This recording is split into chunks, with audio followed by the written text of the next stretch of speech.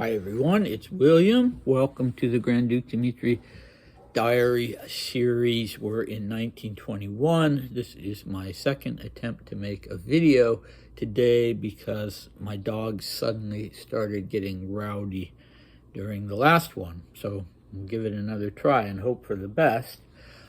I wanted to start out today by showing you a book that I recommend called Former People: The Final Days of the Russian Aristocracy by Douglas Smith, who's a colleague of mine, a historian, lives just up the road from me in Seattle, or at least he did at the time I was last in touch with him, when he was working on a very, very good book about Rasputin. So in the last video, we talked about a man whom Dmitri found quite mysterious, called Alexander Kozlovsky, and nobody following the Kronstadt rebellion seemed to know who Alexander Kozlovsky was, which surprised me because he had been a prominent artillery officer, high-ranking artillery officer in Imperial Russia, and he was the commandant of Kronstadt under the Bolsheviks, but he was on board with the rebellion that took place. He was the ranking officer there, but he was also on the side of the rebels. And I mentioned that although Kozlovsky himself managed to cross the ice in the Gulf of Finland and get to Finland and survive all this, when the rebellion fell apart, his poor family were sent to gulags, and some of them shot. And I thought it made me think about this book, because the former people to whom it refers, well, that was the actual official name given to people who were considered enemies of the common people. So bourgeois and aristocratic people who stayed on in Russia, either because they thought they could weather the whole situation or because they just couldn't find a way to get out. They were designated former people, and their life was made completely hellish for them. However loyal in some instances they tried to be to the government, their lives, this is just a harrowing account. Even if you're not a person who's sympathetic to bourgeois or aristocratic types, you will have to agree, if you read this book, that these people really suffered. Naturally, they weren't the only people who suffered under the Bolshevik regime, but the book is fascinating. Okay, so a recap. We're doing the long diary entry of the 15th of March, 1921, and this will be part 4 of that long entry. And in part 3, Dmitri mentioned Kozlovsky, and he talked about there being uprisings among the peasants in the countryside. He talked about how the uprising in Kronstadt was better situated to resist the attacks by the Soviet government because of its physical location on this fortified island with a fortress and all kinds of artillery. And he talked about the anti-Semitic movement and how it was frightening, how it was growing, and how violent it was. And he uses the word massacre, that Jews are being massacred in various parts of Russia and are doing their best to get out of the country and cross the border into Poland or the Baltic states. So I've got an eyelash in my eye, sorry about that. So the only person who's mentioned in today's diary section is Alexander Kerensky, who was the head of the provisional government that took over in 1917 after the 1917 revolution and the abdication of the Tsar, and lasted only until October when the Bolsheviks took over. And Kerensky, oddly enough, I believe, ended his days as a professor at Stanford University in California, but that's neither here nor there. So let's dive into this section. At any rate, speaking of the slogans under which this revolutionary movement, as it is called by the Soviet state, is being waged, I must frankly acknowledge that they don't fill me with confidence. They are shouting too loudly in Kronstadt about democracy, the proletariat, and the danger that the Kronstadt movement will be exploited by reactionaries. In short, the wind blowing from Kronstadt stinks too much of Kerensky, the Constituent Assembly, and various rotten phrases. Meanwhile, little is said about poor Russia. Apparently, what is wanted is an anti-Bolshevik movement and not a revolution for Russia against the Soviet power. There's more than enough proof of what I am saying. One piece of evidence, though it's a trifle, is the raising of the white flag over the Winter Palace and Kronstadt. Why white and not yellow, green, or black? Why not just our Russian national flag? Appeals from Kronstadt have appeared in all the newspapers asking for help with money and especially food. But it's interesting that these pleas are not addressed to anyone willing to help.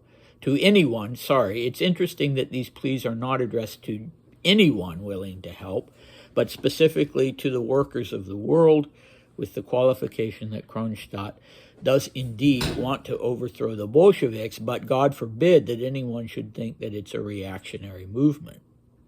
It's so democratic that they don't even want to receive the money gathered for them in Paris, letting it be known that that's bourgeois money. And the valiant sailors, the pride and joy of the revolution, are still true to the March 1917 traditions and will accept material assistance only from the Red Cross, which is an apolitical institution. Naturally, that's pure nonsense because the Red Cross's money comes from those same voluntary donations, not from the proletarians of the world. Having said all that, however, I do not want to diminish in any way whatsoever the importance of what is now happening in Russia in general and in Kronstadt in particular. All right, so the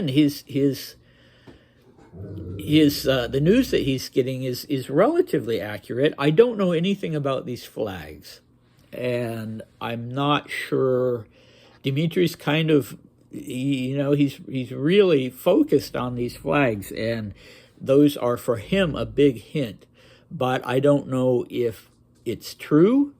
I'm sure they had a flag at Kronstadt, but I'm not sure it's true that there was a flag that was hoisted temporarily over the Winter Palace. And I don't know what the significance of a yellow, black, or green flag would be. He seems to prefer one of those colors.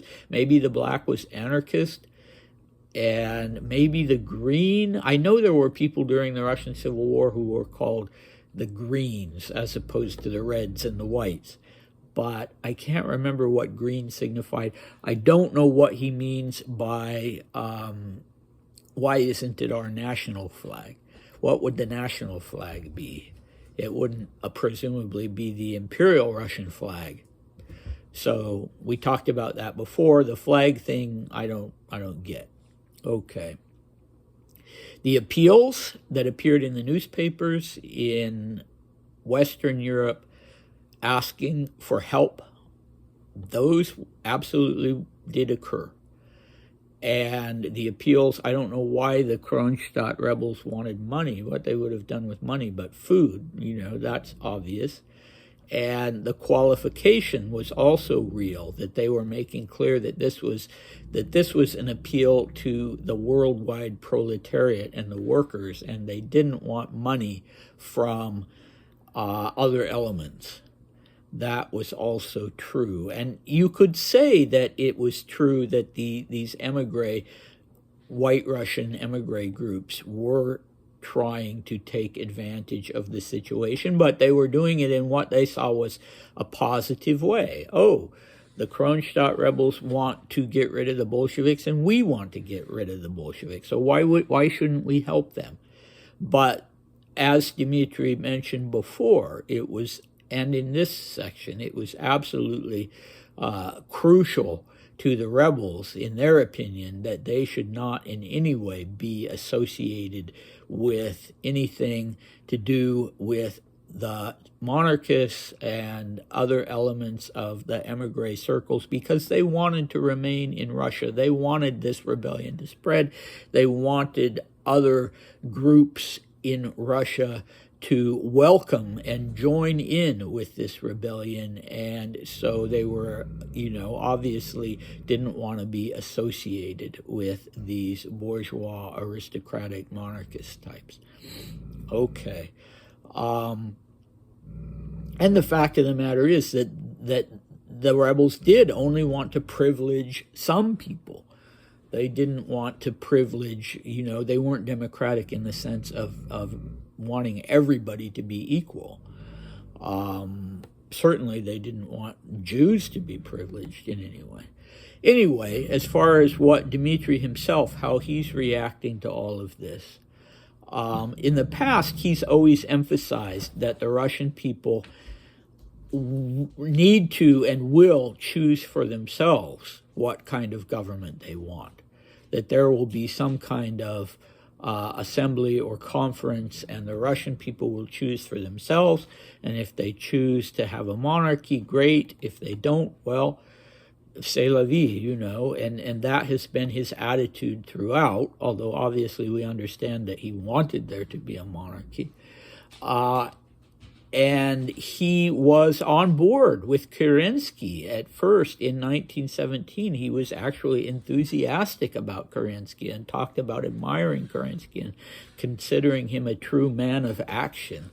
And that didn't last for long, but still, now all of a sudden he's talking about the reek of Kerensky and the provisional government, which were things that he was initially on board with.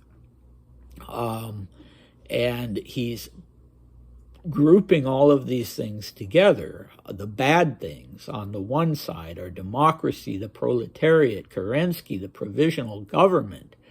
Those are bad things. And democracy, what does he mean by that? I don't think he means the kind of democracy that you had at that time in Britain, for instance, with a monarchy. I don't think that's what he means. He's kind of conflating it with, at least with socialism, I guess, and the proletariat. But these are bad ideas, and he's contrasting it with. He should be on board with this, right? Because these people are anti-Bolshevik, and these are not necessarily things that would be bad for Russia. And so he's justifying his disapproval by contrasting it with the idea of patriotism, by criticizing these people on the basis of the fact that they are ignoring poor Russia, that this is not a movement for Russia, that everybody has forgotten about Russia, and everybody needs to be working and fighting exclusively on behalf of Russia, and he's on the side of Russia. And, that's kind of, he wants a monarchy. And he genuinely thinks a monarchy would be best for Russia. But he's kind of, here, he's the one who's for Russia. None of these other people are for Russia. And Russia is kind of a concept, isn't it? Because he doesn't want there to be this kind of government. He does want there to be that kind of government. So he's talking about Russia kind of in this sentimental way, Mother Russia. We all need to be fighting for Russia and not for any ism, so to speak. Okay, fair enough. That's where he's at the moment. So who is he talking to, for God's sake? Well, I see the influence of the people. So he goes and spends an entire week in Berlin when he leaves Denmark. And who do you have in Berlin? I've mentioned this before. You have the most right-wing element within the Russian emigration. And so that's who he's with for a week. And I think that explains some of the emphasis here in this particular diary entry, although many of the right-wingers would have been strongly anti-Semitic, and Dmitri obviously is not that. They're not influencing him to that extent. But as far as his rejection of Kerensky, of the provisional government, of the constituent assembly, that there I see the influence of these right-wingers in Berlin. Yeah, but at any rate, he ends on a note of hope that despite all of these things that make him worried, he nonetheless sees this, what's happening in Russia in general and in Kronstadt in particular, as important and helpful. So I want to just end with a timeline, and I'll return to it probably in the next video, maybe do it at the beginning, because I think it's quite important. We're coming into what you could say was probably the single most pivotal moment in Dmitri's life in emigration. Kind of like the Rasputin assassination was a pivotal moment in his life in pre-revolutionary Russia. So I want to make sure there's an established timeline. And so we start, so I have a 6-point timeline. We start with the desire that he expresses going back to January and February 1921, this just visceral, unignorable desire to get married and have a family life. And this is also influenced by the fact that he's going to be turning 30 in 1921, and that he feels like has set the clock ticking. You know, he's hearing that constant sound of the clock in his ear. You're going to be 30 soon. And added to this is his fear of the fact that, yes, he does have a strong possibility of becoming the Tsar of Russia, but it could take, it could take 10 years. It could take longer. And so this is a problem because he wants to get married and he doesn't have a dynastic marriage in mind. So point 2 on the timeline is Marie-Louise. He meets Marie-Louise in Copenhagen. He really likes her. He really wants to get married to her, but she's not. She's not a royal. So point number 3, he gets exciting news from Russia a few days before he leaves Copenhagen from Prince Olga, and then when he gets to Berlin, even more so. All this exciting news from Russia about maybe the time has come. Maybe I won't have to wait for a decade. Maybe it's a good thing that I didn't propose to Marie-Louise, because maybe this is really going to happen.